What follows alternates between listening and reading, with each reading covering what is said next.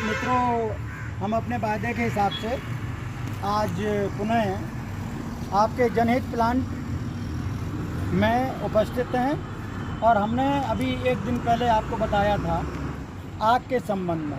ये देखिए मेरे पास कुछ पत्र हैं, ये बहुत पुरानी किताब है। ऐसे ऐसे इसमें बहुत शब्द हैं जो पढ़ने में नहीं आते हैं। ये अमृत सागर की किताब जो अमृत सागर है उससे ये कुछ पेज मुझे मिले थे और आग के बारे में लोग बहुत कुछ बताते हैं, लेकिन हम एक ऐसी चीज़ें बता रहे हैं जो आपको आज तक किसी भी यूट्यूब पर और किसी भी वीडियो में नहीं मिली होगी। देखिए, सबसे पहले ये मैं बता दूं कि ये आग दो तरीके का होता है।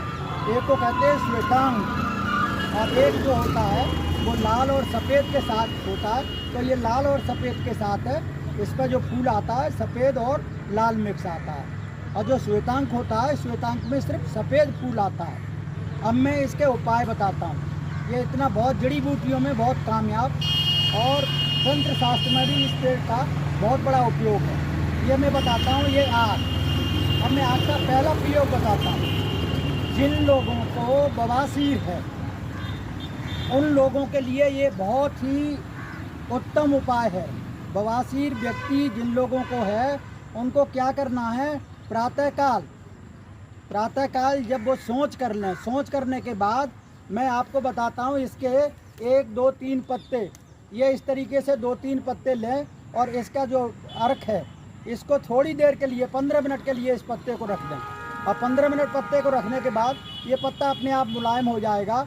और मुलायम होने के बाद आपको क्या करना है, इस पत्ते को इस तरीके से मसलना है। और मसलने के बाद इस पत्ते को अगर आपका जो गुदा मार्ग है, गुदा मार्ग पर इस पत्ते को रगड़ना है। सिर्फ ये ध्यान रखना चाहिए कि जिन लोगों को भगंदर है वो कृपया इस प्रयोग को ना करें। जिन लोगों को भगंदर है वो इसका प्रयोग ना करें। ये उन लोगों को प्रयोग करना है जिनको खूनी और बादी बवासीर है। ये बहुत अकाट उपाय है बवासीर का। इसका दूसरा उपाय मैं बताता हूँ। आजकल लोगों को ना तो गर्मी सहन होती है और ना ही सर्दी सहन होती है, श्वास वाले लोगों को। ये श्वास का बहुत बड़ा प्रयोग है। आपको आज तक किसी व्यक्ति ने इसको ब्लूटूथ पर या वीडियो पर नहीं डाला होगा। अब मैं आपको बताता हूँ इसका श्वास में। सबसे पहले श्वास होने से पहले प्रत्येक व्यक्ति को इस्नोफीलिया होती है और इस्नोफीलिया का बाद में जो रूप है वो श्वास के मरीज के रूप में तब्दील हो जाता है। तो इसका मैं शुद्ध एक बहुत बड़ा उपाय बताता हूँ। सिर्फ 3 छाक करना है और 3 छाक के अंदर में श्वास की बीमारी 50% से अधिक राहत मिलेगी। ये मेरा आजमाया हुआ फार्मूला है, मैंने बहुत लोगों पर इस्तेमाल किया है। करना क्या है अब आपको बताता हूँ। इस आग के एक पत्ते को प्रातःकाल में खाना जब बनेगा तो इस एक आग के पत्ते को क्या करना है, आटे की लोई बनानी है और लोई के अंदर इस तरीके के रख देना है और उसके बाद उस रोटी को ऐसे फोल्ड कर देना। और फोल्ड करने के बाद उस लोई को बेलना है। अगर आप रोटी तवा पर और चूल्हे में बनवाते हैं तो बहुत ही उत्तम है। अगर आप चूल्हे और गैस पर बनवा रहे हैं तब भी आप इसका प्रयोग कर सकते हैं। इस पत्ते को ऐसे करेंगे और रोटी बेल करके आपको तवे पर सेकनी है और घए में सेकनी है। सेकने के बाद आपको क्या करना है, रोटी को तोड़ना है। सिर्फ एक ही रोटी खानी है। एक छाक में सिर्फ एक रोटी खानी है, बाकी रोटी और खा सकते हैं। उस रोटी को तोड़ करके उसमें से आग का पत्ता निकाल के फेंक देना है। ये पत्ता, आग का पत्ता जो आपने रखा हुआ था वो निकाल के फेंक देना है। आग नहीं खाना है।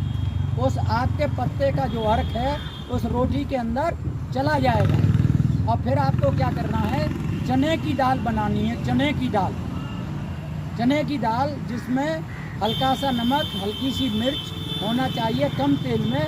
और चने की रोटी के साथ, चने की सब्जी के साथ वो एक रोटी एक छाक खानी है। फिर दूसरे दिन सवेरे खानी है, फिर तीसरे दिन खानी है। मैं 100% कह सकता हूँ कि श्वास की बीमारी 50% समाप्त हो जाएगी।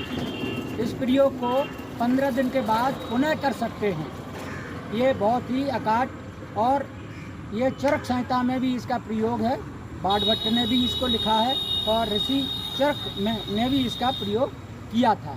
अब मैं इसका तीसरा प्रयोग बताता हूँ। जिन लोगों को नज़र लग जाती है, जिन बच्चों को नज़र लग जाती है, उन बच्चों को क्या करना है कि इसकी जड़ का थोड़ा सा पीस लेना है और पीस ले करके धागे में बांध करके बच्चे को अगर पहना दिया जाए तो बच्चे को नज़र नहीं लगती है। अब इसका मैं चौथा प्रयोग बताता हूँ। अक्सर आपने देखा होगा महिलाएं जब सफ़र करती हैं, बस में करती हैं या अपनी गाड़ी निजी गाड़ी में करती हैं तो उनको उल्टियाँ होने लग जाती हैं। ये बहुत अकाट प्रयोग है। इस रास्ते चलते ही कहीं भी किसी जगह रास्ते चलते इस एक पत्ते को लें। अब वो महिला अगर अपने पैर के नीचे इस पत्ते को दबा लेती है तो उसको रास्ते में उल्टी आना बिल्कुल बंद हो जाएगा। ये मैंने कई बार लोगों के ऊपर प्रयोग किया है। इसका मैं चौथा और पांचवा प्रयोग बताता हूँ। बहुत अकाट प्रयोग है। तंत्र शास्त्र में लिखा है वशीकरण के लिए। इसका वशीकरण, इसकी जड़ को लेकर के रवि पुष्य नक्षत्र में इस आग की जड़ को लेंगे और जड़ को लेकर के छोटा सा पीस आप सिल पर घिसेंगे और उसमें थोड़ा सा गौरोचन बाजार में पंसारी की दुकान से मिलेगा।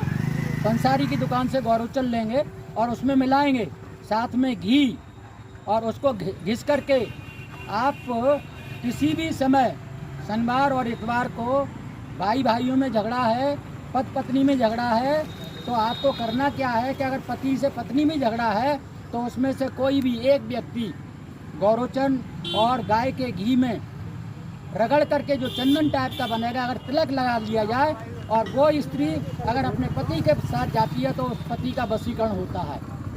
और अगर भाई में झगड़ा है तो एक भाई इसी प्रयोग को करेगा और दूसरे भाई के साथ जाएगा, दूसरे भाई की परछाई में जाएगा तो भाई उसका वशीकरण हो जाएगा। कभी इन दोनों में कोई झगड़ा नहीं होगा। मित्रों, आपसे मेरा अनुरोध है कि मेरे इस वीडियो को जनहित प्लांट, मेरा जो वीडियो है चैनल है जनहित प्लांट को कृपया लाइक करें, शेयर करें और सब्सक्राइब करें। बेलकन की घंटी दबा दें जिससे मेरा अगले आने वाला वीडियो आपको सबसे पहले मिल सके। अगले अध्याय में हम आपको अपामार्गा और लटजीरा, जिसके तंत्र शास्त्र में जो प्रयोग हैं, उनको लेके आएंगे। तब तक के लिए जय हिंद।